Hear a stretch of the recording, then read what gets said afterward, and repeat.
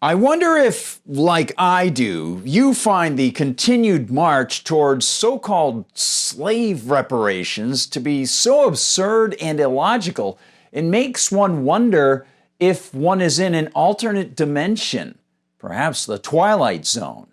And right now, it seems like the entrance to that alternate dimension is in California, in the Assembly, in lovely collectivist Sacramento, CA. Hi everyone, I'm Gardner Goldsmith for MRC-TV. You know, there's a lot to appreciate when contributing to MRC-TV's ongoing coverage of the train wreck that is the absurd reparations movement. And specifically, when we give our coverage of the California government's attempt to take money from living people who didn't harm anyone and give it to living people that they didn't harm.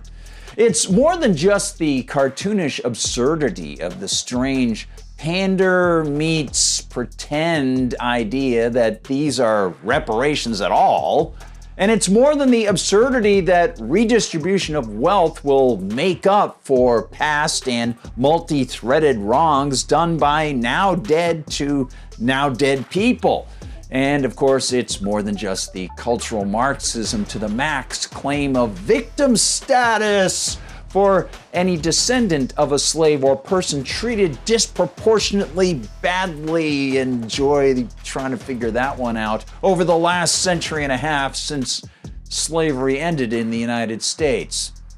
It's the latest twist in the tale, a twist that allows viewers to see not only the craziness of so-called reparations, but also how the reparations movement actually is a new force of enslavement and how their newest tactic, the use of professional licensing, actually mirrors some of the most underhanded tactics of slave owners and power players in the Jim Crow regions.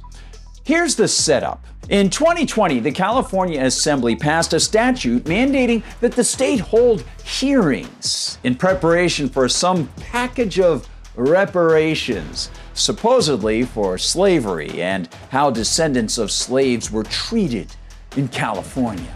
Now, people with some moral sense, as differentiated from immoral political hunger, well, they might have recognized that at the time that California entered the Union in 1850, it entered as a free state. Regardless, the all-seeing, all-egotistical politicians in Sacramento, as well as all the myriad special interests intent on getting their mouths into the reparations trough, well, they set about how much money to redistribute.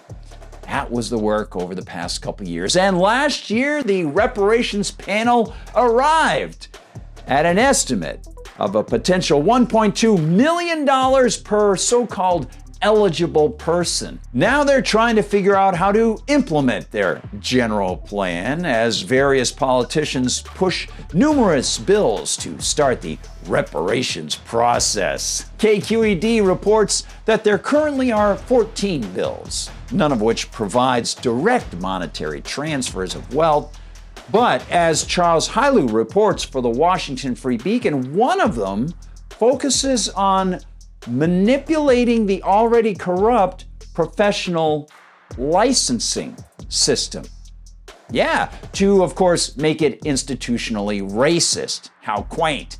Notes Hailu, quote, AB 2862, introduced last year by Assemblyman Mike Gibson, Democrat, would update California's Business and Professions Code, seemingly requiring every certification board in the state, including medical boards, to favor black applicants.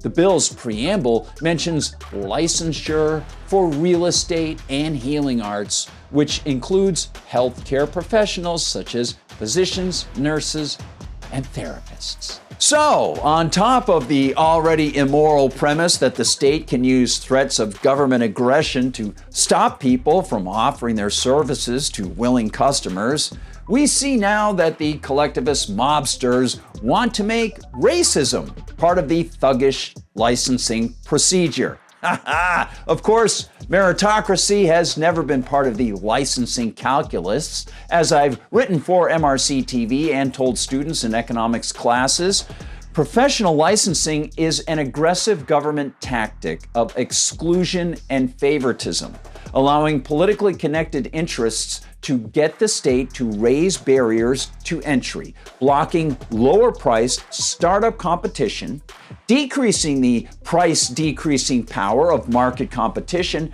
and blocking poor people from buying products or services that they might want to buy. Writes Hailu, quote, "Existing law prescribes requirements for licensure and regulation of various businesses and professions, including healing arts and real estate businesses and professions," reads the text of the bill. This bill would require boards to prioritize African American applicants seeking licenses under these provisions, especially applicants who are descended from a person enslaved in the United States. Which means the state actually will be engaging in the widely misused term systemic racism, which in this case would be appropriate because they would be using the political system to favor some people over others, depending on race.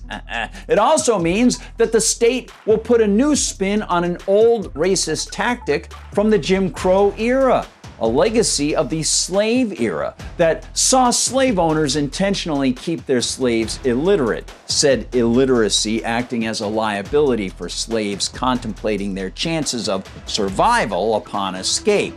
Yes, many politically connected forces in the Jim Crow era worked to prevent blacks from reading or obtaining licenses to work.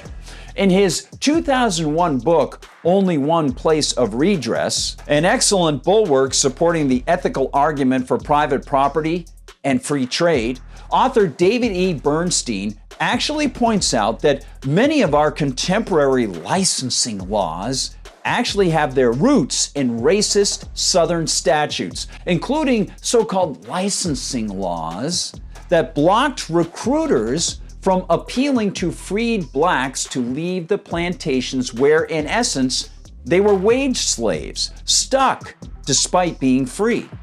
Jobs were plentiful for freed slaves in places like Louisiana, and since many freed slaves were illiterate and got news by word of mouth, Louisiana business owners, and by the way, Bernstein notes that blacks actually owned more land than white people around New Orleans for many years after the Civil War. Well, those Louisiana-based business owners would send recruiters to states such as Georgia to recruit by word of mouth the freed blacks. Well, Georgia lawmakers didn't like that. And so, of course, they passed licensing statutes to make the cost of doing the recruiting far too high. And now we see a flip.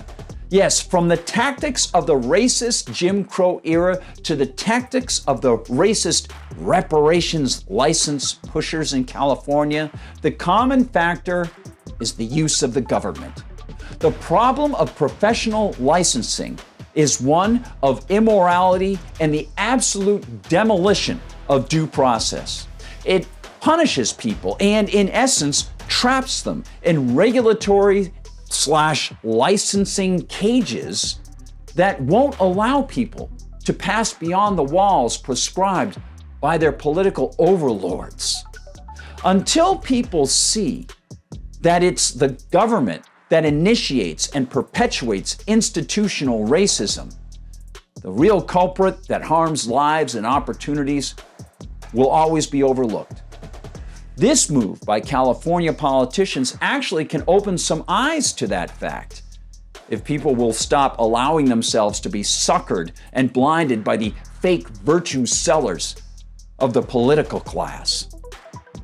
Thank you for watching, one and all. If you're watching on Rumble, thank you for finding us there where they don't censor us, and please spread the word. Hit the thumbs up, hit the follow, and get the videos to your friends, family members, and loved ones. Also, your coworkers, who knows? Anybody you find might be interested in these. You can also find the videos on YouTube, where sometimes they do censor us. Double check that you're still subscribed there. Head on over to our Facebook page. Check us out on TikTok and Instagram. And of course, find us on X. And head to MRCTV.org. MRCTV.org, where you can contribute to the Media Research Center, find out what the whole team is doing, and check out the MRC-TV store, where there are lots of really neat items. If you want to find me on Gab, I'm at Gardner Goldsmith, and on X, I am at Gard, G-A-R-D, Goldsmith. For MRC-TV, thank you so much for watching. I'm Gardner Goldsmith.